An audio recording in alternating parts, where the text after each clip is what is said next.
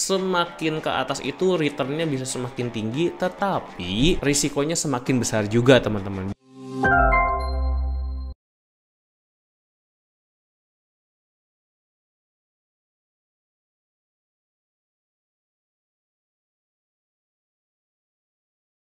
Halo teman-teman, balik lagi bareng gue Henditan di channel gue. Nah, kali ini gue akan bahas seputar topik-topik penting yang perlu kita kuasai di usia yang masih kurang lebih 20-an sampai ke 30-an ya teman-teman. Nah, biasanya di rentang usia 20-an sampai 30-an kita bisa mendapatkan uang sendiri ya.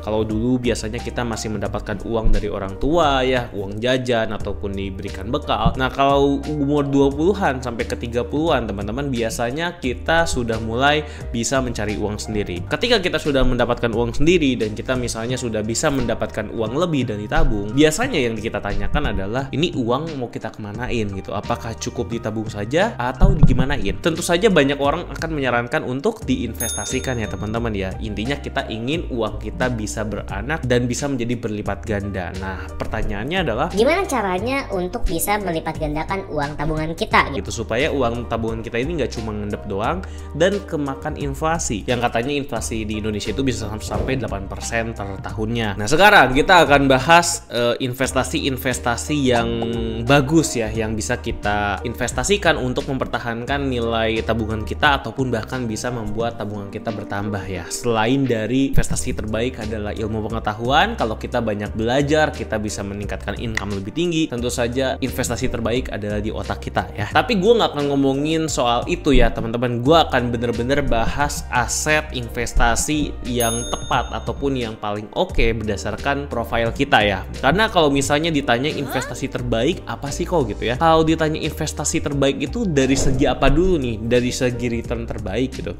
Kalau dari segi return terbaik sih jelas ada investasi yang returnnya sangat tinggi tapi risikonya sangat tinggi. Apakah bisa dibilang itu adalah investasi terbaik? Kalau menurut gua enggak ya, karena balik lagi tiap orang punya profil risikonya masing-masing. Dan juga walaupun misalnya returnnya tidak setinggi itu tapi risikonya masih bisa kita hadapi, biasanya itu lebih cocok ke orang-orang tertentu juga. Jadi beda-beda. Nah, teman-teman bisa memutuskan setelah teman-teman tahu aset tersebut risikonya bagaimana, returnnya seperti apa. Nah, gue akan bahas satu persatu ya. Ini investasi beneran, investasi ke instrumen keuangan ya teman-teman ya. Di luar bisnis ataupun di luar dari ke ilmu kita ataupun ke otak kita. Nah, jadi investasi yang pertama, kalau misalnya teman-teman lihat ya di sini, kalau misalnya kita lihat grafiknya, jelas investasi itu biasanya berimbang ya atau berbanding lurus dari imbal dan resikonya. Jadi kalau misalnya kita ingin mendapatkan return yang lebih tinggi, tentu saja risikonya juga akan lebih tinggi. Walaupun ya teman-teman, disclaimer dulu, ini tidak selalu seperti itu. Banyak orang yang berpikir bahwa selalu seperti itu, tapi enggak juga. Karena ada juga yang memang risikonya tinggi tapi returnnya rendah. Nah, ini hati-hati ya teman-teman ya, karena kalau teman-teman sampai terjerumus ke instrumen tersebut di mana returnnya rendah dan risikonya tinggi, namanya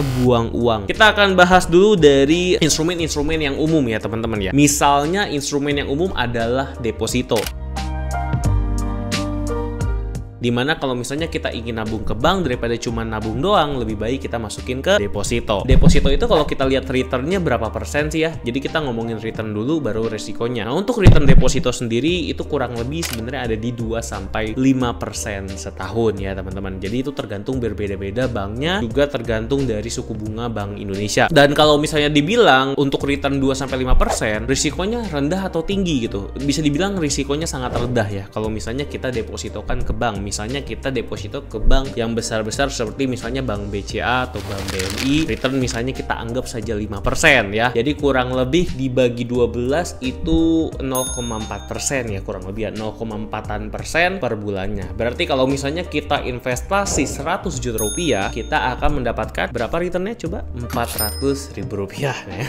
Nah, kalau misalnya dapat 400 ribu rupiah selama sebulan itu kecil ya teman-teman. Mungkin bisa dibilang apakah return segitu cukup besar? Menurut gua sih itu kecil ya, karena memang berimbang dengan risikonya. Risikonya bisa dibilang sangat-sangat aman karena returnnya itu pasti teman-teman. Jadi teman-teman udah pasti dapat 5% setahun ataupun 4% setahun tergantung dari perjanjian dengan banknya. Dan teman-teman tidak akan mungkin tiba-tiba uangnya menghilang gitu ya, kecuali banknya bangkrut ya teman-teman. Jadi risikonya cuman uang tersebut akan menghilang jika bank tersebut bangkrut dan gagal bayar. Perlu diperhatikan juga returnnya ini sebenarnya bisa lebih kecil dari 5% itu ya, karena teman-teman teman-teman pasti akan dikenakan pajak sekitar 20% dari bunga tersebut. Itulah yang teman-teman perlu perhatikan ya. Teman-teman nggak bener-bener dapat 5%, tapi teman-teman dipotong pajak 20%. Jadi mungkin cuma dapatnya 4%-an. Itu kalau teman-teman dapat bunganya 5%. Yang bisa gue bilang deposito itu aman, tapi ya returnnya itu kecil ya teman-teman. Bisa dibilang malah kemakan inflasi. Itu yang pertama teman-teman. Yang kedua itu ada obligasi pemerintah.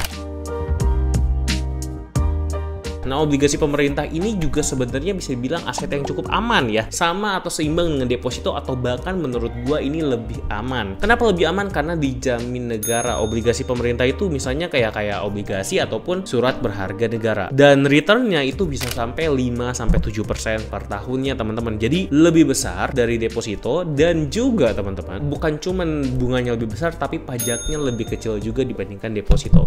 Jadi menurut gua kalau misalnya teman-teman ingin investasi di aset yang risikonya itu rendah banget tapi juga returnnya yang paling optimal, menurut gue memang paling bagus di obligasi negara ya. Walaupun kalau di obligasi negara ada juga yang bisa diambil kapanpun, tapi juga ada yang teman-teman harus komitmen, misalnya ditaruh investasi kurang lebih 3 tahun gitu ya, 2 tahun itu ada. Dan untuk obligasi negara ini itu biasanya eventual ya teman-teman, karena ada beberapa jenis, misalnya kayak ada ORI, SBR, ada sukuk dan juga ada sukuk retail ya teman-teman ya. Jadi teman-teman boleh pilih kalau misalnya teman-teman yang memang lebih suka yang syariah, ada sukuk dan juga ada sukuk tabungan negara teman-teman. Dan kalau misalnya teman-teman yang memang tidak harus yang syariah, bisa invest di SBR ataupun ORI. Nah, kalau teman-teman mau tahu kapan munculnya gitu si SBN ini, teman-teman bisa buka aplikasi investasi ya. Biasanya yang menyediakan SBN itu banyak ya, misalnya di Bibit juga ada teman-teman. Itu adalah yang risikonya yang rendah, yang bisa gue bilang adalah returnnya itu udah pasti dan nggak berubah. Nah, kalau teman-teman ingin meningkatkan return teman-teman ya, teman-teman bisa investasikan di reksadana ya. Di mana di reksadana itu ada reksadana pendapatan tetap, ada reksadana campuran, dan juga ada reksadana pasar uang. Intinya sih sebenarnya dari pasar uang, pendapatan tetap ke reksadana campuran, semakin ke atas itu returnnya bisa semakin tinggi, tetapi risikonya semakin besar juga teman-teman. Harga reksadana itu naik turun. Jadi kalau misalnya teman-teman investasi dan ternyata reksadananya lagi kurang bagus, ya teman-teman bisa mengalami penurunan nilai. Jadi teman-teman invest 100 juta, teman-teman malah berkurang jadi 95 juta gitu. Bisa nggak? Bisa teman-teman ya. Untuk reksadana pendapatan tetap, campuran, dan pasar uang. Tetapi teman-teman, kalau misalnya apakah berkurangnya bisa jauh banget gitu sampai 50%, itu hampir nggak mungkin ya teman-teman. Walaupun mungkin aja, tapi susah sekali. Karena untuk reksadana pendapatan tetap dan juga reksadana pasar uang bisa dibilang resikonya sangat-sangat kecil ya. Karena ya diinvestasikannya ke instrumen pasar uang dan juga ke instrumen yang pendapatannya tetap. Harusnya sih naiknya lebih konsisten dan returnnya bisa lebih tinggi dibandingkan obligasi ataupun deposito. Harusnya ya teman-teman, tapi kembali lagi tergantung dari performa reksadana yang teman-teman pilih. Nah, kalau misalnya teman-teman ingin yang lebih volatile, yang lebih tinggi returnnya, bisa ke reksadana campuran. Dimana di reksadana campuran ini instrumennya itu tidak hanya diinvestasikan ke obligasi ataupun ke deposito, tapi diinvestasikan juga ke aset-aset seperti saham. Jadi kalau misalnya sahamnya kebetulan lagi bagus, reksadana kita bisa naik banget teman-teman ya. Walaupun tidak setinggi itu, karena kan mayoritas masih di obligasi ya. Tapi kalau misalnya teman-teman harganya turun juga reksadana campurannya, ya dampaknya ke teman-teman, kerugiannya juga tidak begitu besar. Jadi kalau teman-teman yang memang ingin returnnya lebih tinggi, bisa ke reksadana pendapatan tetap di angka yang kurang lebih 7-9% per tahun, ataupun kalau misalnya teman-teman ingin campuran itu bisa 7-13% per tahun ya. Tapi kembali lagi tergantung reksadana yang kita pilih ya, itu cuma estimasi dan resikonya bisa dibilang ini adalah resiko sedang. Nah, sekarang gitu kalau misalnya teman-teman ingin, saya sih nggak takut sama resikonya, saya nggak takut uang saya hilang gitu, saya ingin return yang tinggi karena saya ingin hidup dari sini. Nah, teman-teman bisa pilih instrumen-instrumen yang lebih berisiko ya, seperti apa? Seperti saham. Saham itu lebih tinggi lagi risikonya ya teman-teman, tetapi returnnya juga sangat tinggi. Bahkan kalau teman-teman sering dengar kan pasti orang-orang yang kaya itu biasanya investasinya ke saham ya, karena memang saham itu returnnya sangat-sangat tinggi. Dimana return saham itu ya yang bagus itu misalnya bisa 12-15% per tahun ya bagusnya. Walaupun pasti kalau teman-teman pernah trading saham atau pernah invest saham, teman-teman tahu bahwa returnnya bisa lebih tinggi dari itu ya, bahkan sebulan dapat 10% aja bisa ya. Tapi kalau misalnya sih sahamnya lagi naik banget. Tapi kalau misalnya sahamnya lagi turun gimana? Wah, itu bisa hilangnya juga lebih dari 20% bisa ya. Bahkan kalau misalnya teman-teman lihat saham Gotoh yang terbaru itu, kalau yang belinya dari harga Rp400, sekarang harganya di bottomnya itu harganya Rp50. Jadi bayangin kita invest 400 juta atau 40 juta, uang teman-teman tinggal 5 juta. Coba bayangin itu. Jadi tingkat volatilnya seperti itu. Kalau kita misalnya salah pilih saham yang kita beli ya, yang mah harganya jatuh. Makanya pentingnya di saham itu kita harus diversifikasi aset, dan juga kita harus menggunakan strategi-strategi yang bagus supaya kita nggak terjebak mengalami kerugian yang sangat besar. Jadi harus ada money manajemennya, analisa fundamentalnya, dan juga analisa teknikalnya. Itu untuk saham ya teman-teman. Dan saya bisa bilang sih kalau saham ini salah satu yang paling saya sukai ya, aset yang saya sukai. Kenapa? Karena returnnya juga tinggi teman-teman. Jadi kalau misalnya kita invest ke sana tuh semangat. Wah, ini kalau misalnya naik tuh bisa kencang banget, naiknya bisa sampai 150%, 200%. Kalau misalnya teman-teman bisa menangani potensi kerugiannya, karena kan saham itu mayoritas ya teman-teman, kebanyakan ujung-ujungnya naik. Kalau misalnya teman-teman invest di saham yang bukan saham gorengan, tapi saham yang blue chip ataupun saham-saham yang memang bagus ke depannya, ya teman-teman invest ke sana aja, silahkan ditabung, tunggu jangka panjang. Niscaya kalau saham itu kalau kita lihat trennya memang ke depannya selalu naik. Karena kita yakin kalau bahwa Indonesia ataupun dunia ini perekonomian akan terus maju, maka investasi saham adalah investasi yang tepat gitu ya. Tapi kalau menurut teman-teman perekonomian dunia bakalan turun, lebih baik teman-teman jangan invest saham, mendingan investnya ke emas. Nah, sekarang gue akan bahas aset instrumen yang terakhir yang bisa dibilang cuannya paling gede tapi risikonya sangat besar juga teman-teman, yaitu adalah pasar derivatif. Pasar derivatif itu adalah pasar yang bisa disebut adalah futures market ya, atau pasar kontrak, di mana di sini kita bisa melakukan perjanjian kontrak yang membuat kita bisa membeli lebih daripada yang bisa kita beli.